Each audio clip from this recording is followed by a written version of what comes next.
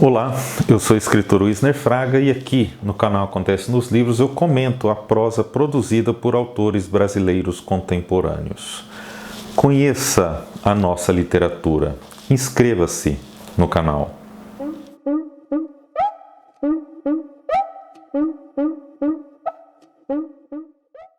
Baleia Morta e Outras Fomes. Este é o título do livro de Gabriel Fragoso, editado pela Moinhos em 2021. Gabriel Fragoso é um escritor gaúcho. Ele é formado em escrita criativa pela PUC do Rio Grande do Sul. Tem textos publicados em diversas revistas e coletâneas. Este é o livro de estreia dele. Este livro aqui é uma obra composta por 12 contos, todos pequenos, que podem ser classificados como mini-contos até.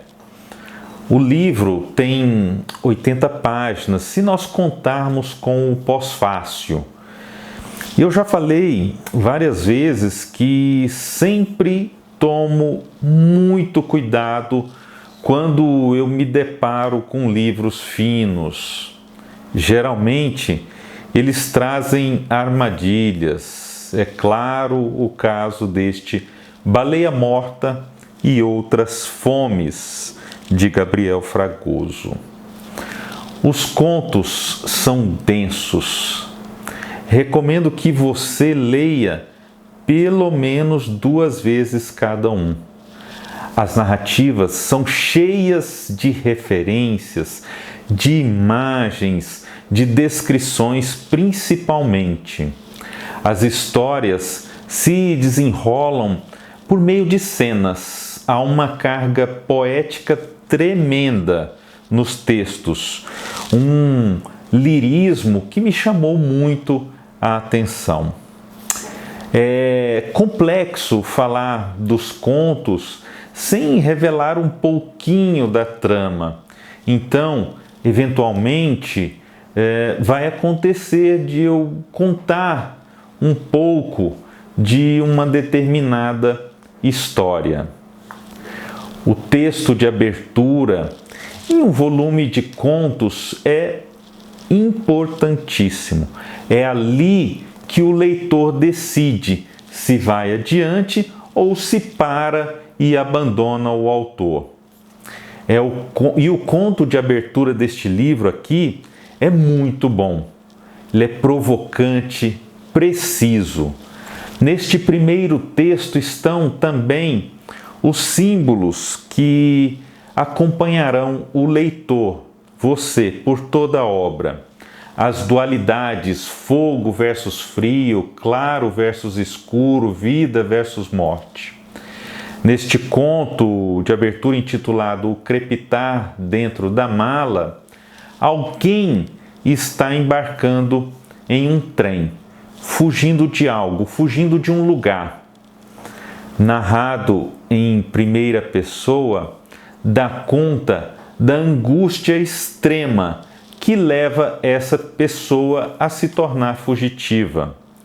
Por meio de descrições, nós vamos conhecendo a história aos poucos, devagar. Mesmo sendo um conto curto, como é feito ali um pequeno recorte de tempo, é possível ter paciência e optar por essa narrativa detalhada e lírica. O segundo conto é também bem escrito. Intitulado As Mãos da Aranha, é narrado em terceira pessoa e já nos mostra a versatilidade de Gabriel Fragoso. A forma com que a aranha do título vai tomando conta da narrativa é fantástica. Antes, a aranha é coadjuvante, e aí ela vai crescendo e nós percebemos que é parte fundamental, não só da trama, mas também da própria linguagem. Aqui, novamente, o contraste entre claro e escuro, mas agora há uma certa atração entre estes opostos, como se houvesse um tipo de simbiose a caminho. Neste conto, uma mulher está grávida e descobre aos poucos a importância do aracnídeo em sua gravidez. Não há altos e baixos nesta obra. As narrativas mantêm a qualidade desde a primeira até a última. E isso é raro em um escritor iniciante. Ainda assim, como não há tempo para falar sobre cada texto, eu quero escolher outros dois. O melhor conto, para mim, é o que dá título ao livro Baleia Morta e Outras Fomes. É um jogo eficiente, um jogo de personagens, um jogo de cenas. Ele é narrado em terceira pessoa e é dividido em 12 partes e fala sobre um quadro famoso. Um menino retratado nesta pintura vê através dela um casal jantando. A interação entre os dois tempos, os dois lugares vai crescendo até que a separação se torna insuportável. Há uma fome em todos os contos, mas aqui ela tem o sentido da união, como se a fome fosse algo compartilhado. Talvez a única coisa que pode ser plenamente compartilhada. E esse sentido é levado ao extremo neste conto. As fomes levam a convergências. Outro conto que me chamou a atenção e dá mostras novamente da versatilidade de Gabriel Fragoso é o conto intitulado Em Nome do Pai e do Filho, em que o escritor abdica deste tom lírico para dar voz a uma personagem simples, uma mãe, companheira de um pescador. Narrado de forma crua, simples, em primeira pessoa, uma mãe delira após o marido ir para a pesca debaixo de uma forte tempestade e lá morrer.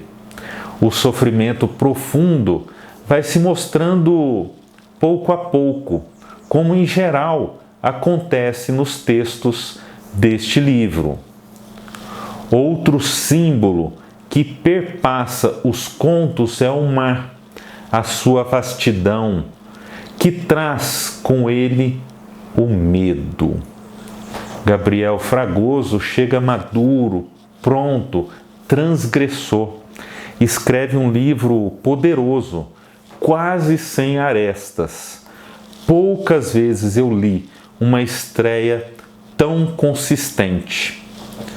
Compor essa multiplicidade de estilos narrativos, de vozes, é algo muito arriscado, mas Gabriel Fragoso foi competente e obteve sucesso na empreitada.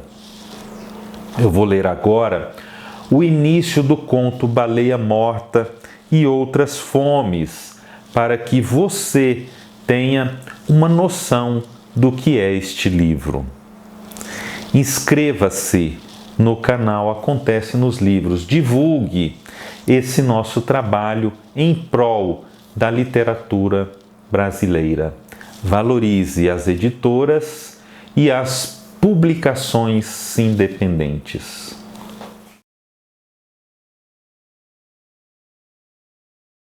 Baleia Morta e Outras Fomes. 1. A lua era como um prato à mesa e brilhava quase tanto quanto os 2 outros pratos ali dispostos. O homem sentiu fome assim de repente. No cômodo além dele, só uma mulher alta e de cabelos brancos, muito compridos e armados. Ele teve medo de quebrar o silêncio e ficou satisfeito em apenas observar a cena em comum. Ela mantinha-se estática de frente a uma parede, o corpo levemente projetado na direção do concreto, como se quisesse sentir o cheiro dos tijolos ou arrepiar-se a ponta do nariz com o frio branco daquela tinta já carente de sol. 2. Enquanto todos observavam a baleia, que recém voltara ao mar, ainda morta, o menino se achava mais interessado na janela que se abria em suspensão aérea no meio de lugar nenhum. O frio holandês transpassava cada peça de lã e o vento balançava cada cor daquela cena, exceto a janela. Impossível ter certeza. Talvez fosse apenas sua imaginação, ou uma nuvem estranha, Mas naquela janela, seus olhos encontravam-se pares de outros olhos, emoldurados por um rosto branco e cabelos enormes, mais brancos ainda. Não era um rosto comum para que a distância conseguisse nublar. 3. Encostada em uma parede, o homem. Do corpo todo, de todos os músculos, de cada tendão, nada se movia. Só os seus olhos que examinavam aquilo que estava em seu campo de visão. A mesa redonda ao centro, com tampo de vidro desnudo, refletindo a lua que se deixava mostrar por uma clarabóia comprida e retangular no meio do teto de gesso. 2 pratos brancos e seus respectivos talheres metálicos que faziam companhia à fome. 2 cadeiras de madeira escura, o imenso branco da parede e ela. À frente da mesa, do outro lado de onde se encontrava o quieto observador, a mulher seguia de costas, concentrada. O homem podia perceber sua atenção pela rigidez do corpo inteiro, como uma estaca. Ela parecia usar um vestido vermelho que se revolvia comprido pelo chão cinza. Mas o que mais se movia na cena, que pode ter durado alguns segundos ou algo próximo a 1 hora inteira, eram os cabelos cacheados, brancos como leite e tão volumosos quanto uma enorme nuvem de tempestade ou uma ovelha desgarrada. Mas então, respirando tão devagar quanto conseguia, ele desviou o olhar. O coração delator nunca batera com tanta força.